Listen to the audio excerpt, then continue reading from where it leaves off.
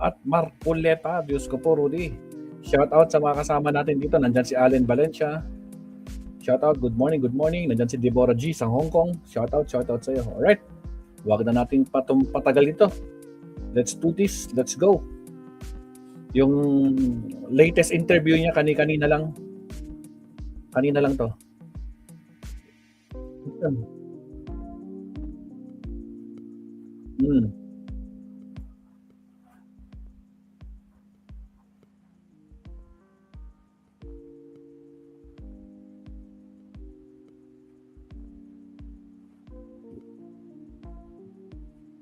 Sen. Hi, yeah. Doris, Robert, magandang umaga sa ating lahat. Opo. Kamusta naman po ang gising ninyo, Sen?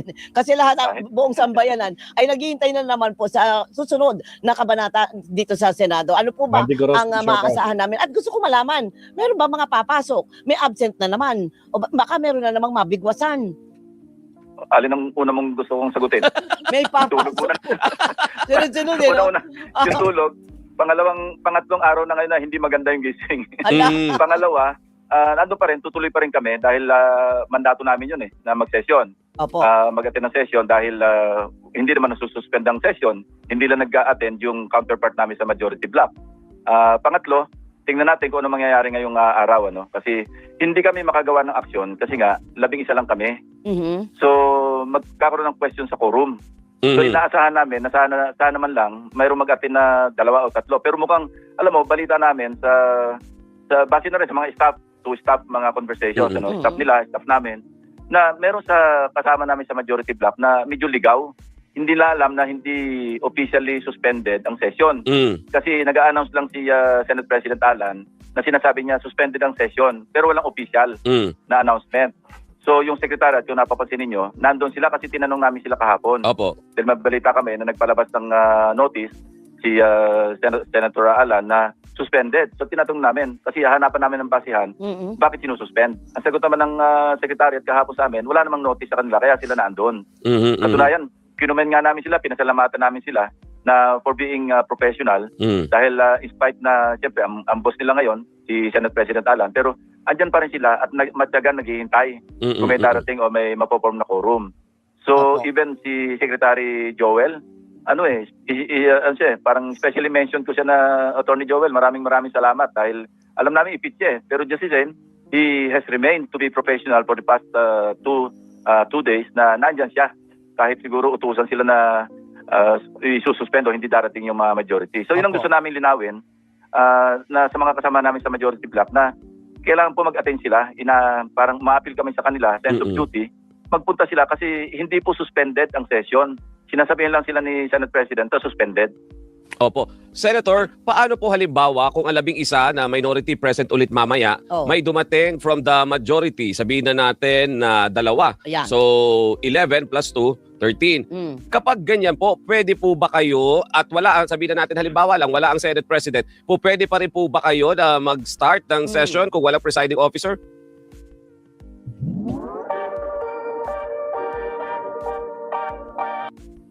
Again, sa mga bagong pasok, huwag kalimutang mag-like and subscribe. Salamat po. Pwede kami mag-designate ng presiding officer in the absence of the Senate President. Kasi sa rules, pag wala yung Senate President, automatic ang magpipreside o yung succession, pro temp. Kung wala yung pro temp, yung majority leader. Kung wala yung majority leader, maski sino sa 2 deputy majority leaders. Kung wala sila lahat, whoever may be designated by the Senate President.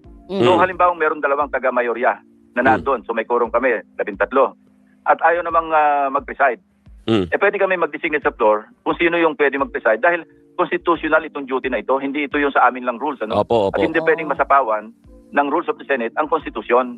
So pwede kaming mag-hold ng session dahil 13 kami. Maski nga 12 actually kasi for purposes of quorum dahil sa ngayon, di ba, valid 22 na lang kami. Anyway, kung sinabi mo, kung 13, we can open the session, i-convene, at magkunda kami ng business. Pwede which rin is the right kayo, thing to do. Opo. Pero pwede rin po ba, Sen, na kayo ay magdeklara na ito na, bakante lahat ng mga committee chairmanships at membership at mag-ahalal na naman ng panibagong Senate President? 13 to elect a new Senate President.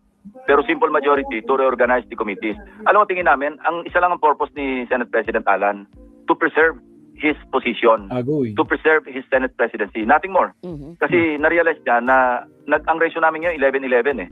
Kasi from 13, they're down to 11. Dahil nga wala si Senator Jinggoy, saka wala si Senator Bato. Hindi naman sila maka-attend ng session. So nakita niya yung medyo precarious yung numero. So yun lang ang motibo niya. Walang iba kami nakikita na motive. Yung sinasabi niyang independence of the Senate. Kumbaga kapit tukol lang, no? Ayaw bumitaw sa pwesto. Ayaw pumasok kasi alam niyang pwedeng mabaligtad. Lalo na tabla ngayon. Tabla talo lang yan. Wala nang iba. Wala nang tabla panalo. Tabla talo lang yan. Tuloy. Huwag kayong maniwala doon. Huwag tayong maniwala. Hindi totoo yun. Kasi ang independence ng Senate, hindi pwedeng mas mataas pa kami sa batas. Diba? No one is above the law.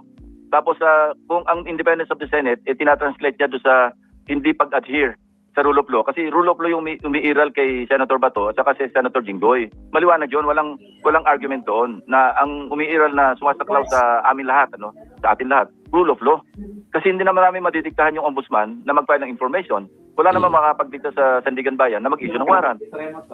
Senator Bato, hindi naman madidiktahan yung ICC na issuehan siya ng warrant. So, talagang isa lang yung kanyang motibo. Napakaliwanag. Selfish, napaka-selfish. Kaya, alam mo, Doris, Robert? Opo. Where else can you find a Senate President who is spearheading a boycott, continuous boycott ng mga sessions ng chamber na siya mismo dapat nagpipreside? Pagkatapos, magpi-privilege speech siya, sabihin natin privilege speech o nag-i-speech siya sa Facebook, hindi sa Senate floor, na kung saan pwede namin siyang interpellate. So anong klaseng Senado ito? Anong klaseng leadership ito? Di ba dapat kung gusto niya mag-speech?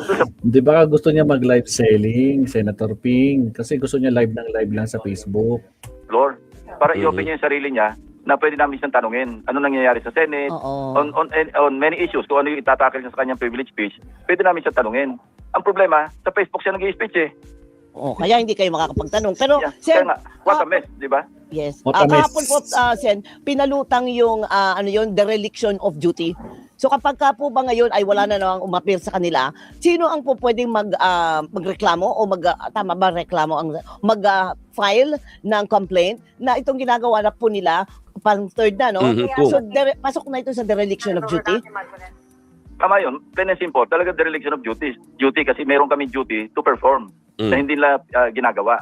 So, alam mo, ang nagbabound sa amin, disciplinary mechanism namin is yung ethics committee. So, any citizen of this country pwede maghain ng reklamo against whoever na merong, sa nakita lang, merong sufficient basis na ireklamo. Tulad dito, maliwanag. At saka, alam mo, hindi lang ito biro-birong offense, dahil dereliction of duty. Alam mo, nag-take kami ng oath, di ba? Para bang i-perform namin in accordance with the Constitution and existing laws. Mag-perform ng duty pero hindi ginagawa. So, alam mo, nananawagan na lang kami sa mga ibang kasama namin sa majority block kasi baka ligaw sila, tulad na sinabi ko kanina, na sa instruction ni Senate President na suspend, kasi gano'n ang umabot sa amin kahapon eh. May instruction ng Senate President na suspended ang session pero hindi niya magawang official. No? Nikki, hindi niya magawang official. Gawin niya yung official notice na sinuspend niya yung session. Ayaw niyang i-document. Sinasabihan niya lang yung mga staff ng mga senador, suspended yung session. Pero ang totoo, hindi suspended. Kaya nga kami nandun, wala kami notice dapat meron din kami notice na suspended. So hindi niya magawa yun kasi i-document niya yung kanyang kasalanan. Opo. Senator, pagkatapos ng session, nandiyan siya sa Facebook. Dalawang araw na kami nag-session. 2 araw siya nag-privilege speech sa Facebook. Ano yan? Anong klaseng leadership yan? Opo. Senator, dun sa Facebook niya, ang sinasabi lang naman niya, kaya lang daw walang quorum kasi nga para daw matuloy yung hearing bukas ng Blue Ribbon sa flood control. Meron po ba talagang attempt coming from the minority na pigilan, wag matuloy itong pagdidig na ito? Kahit after your press con kahapon, yun pa rin po yung binanggit niya nung nag-Facebook live ulit siya na sabi bakit si Senator Panfilo Lacson kinu-question yung composition ng minority sa Blue Ribbon samantalang yung ibang committee na nag-hearing, hindi naman nila kinu-question yung composition ng minority doon. Bakit? What is special with the Blue Ribbon? Robert, hindi ko question. Sumulat ako sa kanya, kinaklarify ko kasi nakita ko yung pangalan ko sa notice na merong hearing. Automatically, ginawa nila ako miyembro. Hindi pa ako sigurado, hindi pa ako nakadecide kung gusto ko mag-member ng Blue Ribbon Committee. Ba't niya ako isasama doon? So, sumulat ako sa kanya, copy-furnish yung chairperson, si Senator Pia, pati si Senator Marcoleta, dahil siya yung designated na subcommittee chair. So, hindi ko kinaklarify ko lang. Bakit nasama ang pangalan ko rito? Wala pa naman akong sinasabing intention na gusto ko mag-member ng Blue Ribbon Committee. Pangalawa, hindi pa nga kami nagsasabit, hindi pa kami nag-uusap-usap sa minority kung sino yung isasabit namin pangalan na mag-member. So hindi ko question. Again, prevaricating siya. Minamali niya yung interpretation. Ang sulat ko sa kanya, maliwanag, please clarify kung bakit ang pangalan ko nakalagay as member. Hindi ko question, much less, hindi ko question na mag-hearing sila. For all we care, mag-hearing sila kung gusto nila, maski illegal. That's infirm, legally infirm, because hindi pa nga po. Loko ka talaga. SP Cayetano, Marcoleta, sinama niya yung pangalan ni Ping Lacson kahit wala naman siyang confirmation, nasasama siya dyan sa Blue Ribbon as member. No. Considering na yung ginawa niyong subcommittee illegal, ay Diyos ko, puro di. Fully constituted ang Blue Ribbon Committee. Wala pang designated representatives ang minority bloc. So paano ka magpapadala ng notice? Kung gusto niya, mag-hearing sila, huwag niya kami involved na pinadalan kami ng notice kasi wala pa kaming sinasabit ng miyembro. Katulad ng mga ibang committees, hindi lang Blue Ribbon. Mga ibang committees, wala pa rin kaming membership kasi nga, nawala ng session eh. Opo. Tama Kaya po. mali yun, nagsisinungaling siya, plain and simple. Na kinu-question namin, wala nagku-question. Maski legally infirm, and not in accordance with the rules. Ang pagtawag nila ng subcommittee, dahil yung subcommittee, yan sa plenaryo yan na dinidecide na magpo-form ng subcommittee. Hindi rin approve sa plenary. Hindi pa naman approve yun. So, maski yun, merong, sabi ko nga, hindi legal. Wala nagko-question, ituloy nila kung gusto nila. Ano bang kinakatakot namin para ituloy niya yung hearing? Sila magmumukhang tanga doon kasi mali yung ginagawa nila, hindi kami. Ulitin ko, nag-clarify lang ako sa sulat ko, hindi ko kino-question. Kung nag-basic lang ako ng clarification, ba't yung sinama pangalan ko dyan? Una-una, wala nga ako intensyon na mag-membro eh. Ayaw nyo na Sen ng Blue Ribbon? Sa ngayon, yun ang nagsabi na ako kay Senate President dyan. Na dati kay, sabi ko, kung sakali magkaroon ng reorganization, parang ayoko na maging member ng Blue Ribbon Committee. Pero wala akong desisyon. Kasi, alam mo, collegial yan eh. Kung mapagkasundo namin sa minority, hindi, ito yung mga representatives natin. Baka pwedeng, baka pwedeng pag-usapan nila ako na dati akong chairman, baka pwedeng mag-member. So, ang sinasabi ko lang, as of now, kung ako lang masusunod, ayoko mag-membro. Pero kung, kasi maraming members yan eh, 70 ng members yan eh. Plus yung mga ex-officio. So, sa 17, pag hinati mo yung 17, malamang yan, 9 and 8 yan. 8 sa minorya, 9 sa majority. Kasi very slim ang margin ng namin ng difference ng numero eh. So sa 7, kung halimbawa pag-usapan ako ng mga kasama ko, baka naman pwede reconsider yung decision. Hindi ko masagot pa sa ngayon na talaga absolutely or finally ayoko. Kasi collegial kami, gagalang ko rin yung opinion ng aking mga kasama sa minority. So wag niyang sabihin na wag niyang ilagay yung pangalan ko doon kasi wala akong desisyon kung gusto ko mag-membro o hindi. Yun ang kabastusan. Ba't yung isasama yung pangalan ko doon? Hindi naman ako member. Parang lahat po ata ng minority senators nilagay yung name doon. Kasi partner, di ba, Sen? Ang stand... lang kami. Actually, 7 minority leaders. So, bali 8. Bali 8 from the minority. Siya na namili. So, dalawa sa amin, hindi magiging miyembro. Opo. Kasi partner, di ba, Sen, dapat yung composition ng bawat committee partner, yung chairmanship, kung may vice chair pa yan, yung mga members from the majority, members from minority, ini-elect yan sa floor, sa plenary. Correct. Before sila, kapag na-constitute sila doon sa plenary, tsaka sila pwedeng magsagawa na ng business nila. Gayon. Correct. Yun naman pala ang para rin yung para rin yung sa Committee on Rules, di ba? Kaya kinu-question ko, maliwanag yung Rule 24 sa Rules of the Senate na may referral na sa Committee on Rules yung pagpa-amend ng aming rules. Bakit biglang ite-take up sa plenaryo? Ang jurisdiction niyan, nasa Committee on Rules na hindi pa na nga na-constitute. So, niraramdaw sa surat namin na hindi, palitan na, i-amend na natin, divide the house, paulit-ulit siya. Di ba nga ako yung nag-interpolate?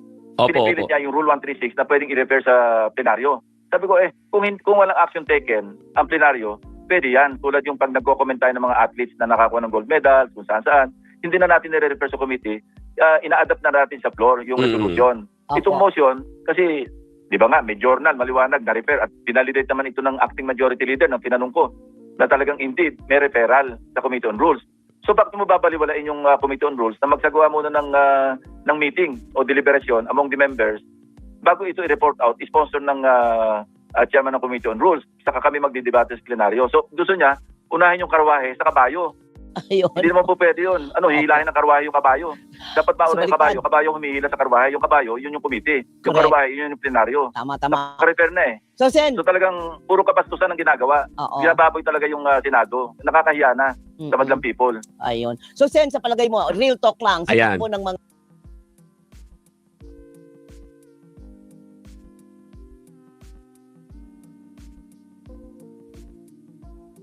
Refer na eh. So, Sen, So talagang puro kabastusan ang ginagawa. oo. Binababoy talaga yung Senado. Nakakahiya na sa madlang people. Ayun. So, Sen, sa palagay mo, real talk lang sa Ayan. takbo ng mga Kanina pangyayari. pa tayo real talk, sorry.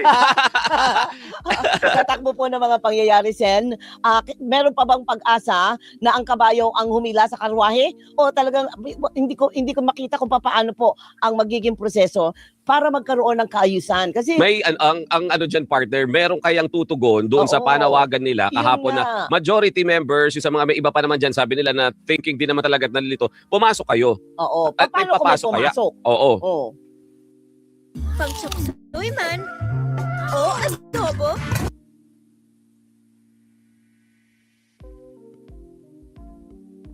Anong dapat? Kung mangyayari, kung patuloy na babastusin at i-disrespect yung Senado, ewan natin kung saan makakarating. Ano? Tulad yun, ang unang tanong dyan, ano ba pinaglalaban?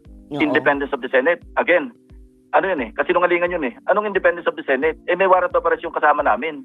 Anong gagawin namin para i-defend mo yung Senado? Kukupi namin, babaluin na namin yung rule of law. Tapos darating yung secretary ng DILG, sisigaw-sigawan mo. Ididiktahan mo na hindi pwedeng arrestuhin doon sa premises. Saan ang galing yun? Ang tradisyon, pag nasa loob ng session hall, isinasadya pa yung kaso ni dating Senate President Salonga sa kaso ni dating Senate President Enrile. Anong nangyari doon? Hindi lang inaresto sa loob ng session hall bilang paggalang sa session. Senaryo yun eh, parang sacred ground sa amin yan eh. Pero pag nasa labas ka ng session hall, hindi yan extension ng session hall, yung opisina. So nando si Secretary John Vic, tapos nagtatatalak siya doon, hindi raw pwedeng arestuhin. Sino ba siya? Mas mataas siya sa batas? Hindi pwede yun. Tapos ito naman si Senator Marcoleta, nagpahayag ng kanyang damdamin, namamayan raw sa yung panahon na yon, yung damdamin niya, na hindi man lang daw nagprotesta Oo. yung mga minorya sa na sinigaw-sigawan yung aming Senate.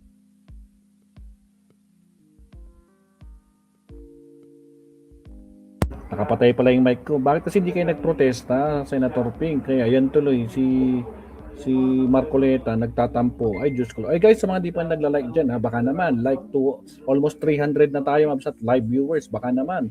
Gawin nyo ng 100 yung like natin, baka naman. Salamat. Like po tayo, baka nakalimutan nyo lang. Tuloy. Senate President o yung kanilang Senate President. Oo. Kaya nga, di ba nakapag-tweet ako eh, damn your damdamin. Kaya nga. Kasi kami pa ngayon may kasalanan, hindi kami nagprotesta na nasigaw-sigawan. Sabi ko, mabuti, hindi siya nabigwasan ni Secretary John Vic. Oo. Sa palagay niyo po, Kilala namin si Sec John Vic, nung governor pa yan, nambibigwas talaga yan. so, kabigwas-bigwas po ba yung nangyari kahapon? Kaya alam mo, ginagawa Grabe naman pag bigwas yun. Ay mga kapsat kasi silip ko lang yung like natin. Sa totoo lang, 16 lang yung nag-like. 16 out of 300 live viewers. Baka naman mga kakabsat. Like po tayo kakabsat. Huwag yun ang ipagdamot. Tuloy. na lang natin para lang ma-enlighten yung araw natin. Opo. Hinahaloan na lang namin tulad ng sinabi ni Senator Erwin, di ba? Maski palakulin yung muka, itatalbog daw yung palakol sa kapal eh. Pero sinabi niyo nga po, di ba? Kaya nga alam mo, dinadaan lang sa kanya para Opo. ma-lighten up ng konti kasi kung serious kami lahat, baka magbabag-babag kami doon, lalo nakakahiya. Okay. So mamaya aabangan natin po Sen yung mangyayari kung may papasok ba at kapag kami pumasok, ano ang next scenario? Pagka may pumasok at Pag may pumasok, may quorum kami, May quorum. magpupunta kami ng business. Mhm. At pwede naming, marami kami pwedeng gawin eh. Yung mga nakabinbin na third reading na, sayang. Kasi magsisinidji kami, nakabinbin yung mga third reading. Papakinabangan ng mga farmers kasi meron kaming pending na nasa period of amendments na yata. Meron kaming pending na third reading. Oo. Yung waling-waling ni batas ni Senator Loren. Senator Ligarda. Oh, yung sa patient na hindi pwedeng i-hostage. Anti-hospital Malaking detention. bagay yun sa ating mga kababayan. Yung kay Senator Risa, di ba, sa Committee on Health. Opo. Kasi pumayag naman sila, si Senator Alan noon, na i-hold over na muna. Kasi nakapending na. Kung ibabalik sa komite, maantala. So sayang na yung mga batas na yun eh. Hindi pa yun. May tatlong alam namin na military colonels or captain ng Navy na magbe-birthday na. Ayun. Kailangan Retiro ma-confirm na. ng CA. Oo. Alam mo, pagka hindi na-confirm yun na on time, madidisqualify na yung mga yung kawawa naman. May at interim na sila o may nomination na sila. Nomination for that matter kasi naka-session kami. Opo. Pag ito na-bypass, hindi na sila mapopromote. Isipin mo dagok sa mga pamilya nila na qualified yun. Kaya Na-vet na yun ng board, promotion board ng AFP. Pagkatos dahil lang sa ganitong ginagawa ng Senate President, hindi na sila makaka-avail ng kanilang promotion.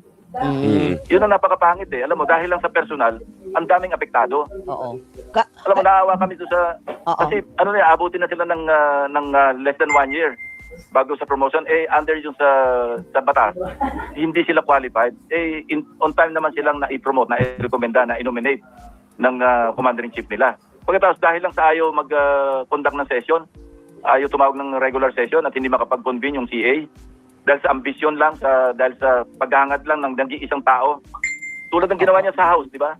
Ginawa niya rin, deja vu nga yung pinatayan kami ng aircon, pinatayan kami ng wifi. Ginawa niya na rin yan sa House nung yung term sharing nila. Correct. So, Sen, pangit, napakapangit sa mata ng ating mga kababayan at saka sa buong mundo. Sabi ko, maghanap ka nga ng Senate President na siya pa yung nag-spirit ng mag-boycott doon sa regular session na dapat siya nagpipreside Hindi ba pasuklam-suklam na yan? Kaya kami mismo nagkaisa-isa kami kahapon. Manawagan na lang tayo mag-resign siya kasi hindi siya tumutupad sa kanyang tungkulin. Correct. Yan po ang panawagan. Pero last question na po mula sa amin ni Robert. Sen, kung sakaling nanonood po o nakikinig po si Senate President APC, meron po ba kayong mensahe para sa kanya? Ang mensahe ko lang, ito yung totoong the Senate is under attack. Pero by its own leadership. Yung sinabi niyo noon, Senate was under attack. Ano yun? Figure of speech yun. Pero ngayon talagang yung Senado is under attack. Pero ang nag-a-attack sa amin, yung sariling liderato ng Senado. Yun ang malungkot. Senator, binabanggit din po ng Senate President lagi na hindi siya papayag sa isang Senado na hawak sa liig. Kapag ba kayo ang nagbalik ulit as the majority group, ganun ba ang nakikita niya? Or may ganun ba na issue na may magdidikta sa inyo? Sariling imagination yan Ginajustify niya lahat yung kanyang kamali ang ginagawa. Yung kanyang pambabastos, ginagawa niya lagi ng justification. Yung nga, sabi ko, babalikan ko, saan ka nakakita ng Senate President sa Facebook na privilege speech? Hindi sa plenaryo. Sino kasi ang mag-interpellate sa kanya doon, mga trolls niya Yun lang, oo. Pagka Mag-speech ka sa plenaryo para ma-interpellate ka, ikaw dapat ang huwaran kasi ikaw ang Senate President. Set the example. Set the the good example. Ang sinaset niya example, masama Kaya nga nagtataka rin kami, nananawagan kami doon sa aming mga kasama sa majority block. Sana, umiral sa kanila yung sense of duty. Kasi nadadala sila or naliligaw sila sa announcement sa kanila ng Senate President na suspended ang session. Hindi po suspended ang session. Kaya po kung pwede mag-attend po kayo kasi duty natin na mag-session. Kaya na po sa ating mga kababayan ang ating ginagawa. Nakakagulat din partner Sen, yung pagbibigay alam sa atin na 25 million a day ang nagagastos para lang diyan sa aktibidad sa Senado. 25 a day. Coming from the former Finance Committee Chairman, si Senator Sebren Gatchalian, alam niya yung mga numero. Kasi binuo niya kung magkano yung total budget, annual budget ng Senate. Siyempre, dinabad niya yung per day. Pero kasama na lahat ng kuryente, tubig, wifi, yung mga expenses, mga sweldo ng staff, lahat-lahat naman yun. Kasi yung staff naman namin, libo rin naman yung mga staff sa Senado So malaki yung malaki yung figure, 25 million a day. Pero pagka kinumpute mo rin yun, at kinalat mo sa buong operation ng Senado. Hindi naman ganun kalaki talaga kung tutusin. Kung per capita pag-uusapan. Kasi pero tama yun. Pero ang bottom line, kung 25 million a day, magtrabaho tayo. Nasayang, di ba? Kasi yung mga committees, di ba, yung mga empleyado, bawat empleyado, bayad, sweldo, ang mga bawat senators, di ba? Ganun, wala naman tayo talagang problema sa ganyang klaseng kalaking halaga. Kaya kong abunuhan yan, Senator Lacson. Alam ko doon, kaya mo abunuhan yan. Kaya lang dapat mayroong resulta. Di ba? Alam ko, kaya mo abunuhan, may sukli ka pa. Ay, nako. Umasa tayo na magkakaroon ng sesyon. Dinggin ng Senate President yung panawagan na pumasok ka sa Senado, yung majority na pumasok din para makita naman ng taong bayan na ibalik naman natin yung dating kinang ng Senado. Alam mo, si Senator Alan, matagal na namin kilala, matagal namin kasama. Magaling siya sa debate. So doon siya humarap sa amin, doon siya mag-speech para ma-debate namin siya. Hindi yung sa Facebook, puro Facebook pwede naman daw po kayong mag-comment. Or mag-join daw doon sa... Comment below. Magpapalo na lang. Follow ka muna. Tapos makita mo si Sen Lacson sumasagot sa comment section. Emoji pa. Sen, abangan po namin kung anong mangyayari mamaya at maraming salamat po sa inyong oras. Thank you, Sen. Thank you. Maraming salamat po at mag-ingat kayo. Grabe mga kabsat, my goodness. Nakakahiya talaga itong ginagawa ni Kawata, na pambabastos na ginagawa niya. My goodness. Siya. Yan yung ating isa sa mga major topic, mga subtopic na tayo mabsat mo doon. Here we go. Countdown. Shoutout sa mga bagong pasok mabsat. Again, huwag kalimutan mag-like and subscribe. Baka naman mga kakabsat. Alright. Countdown.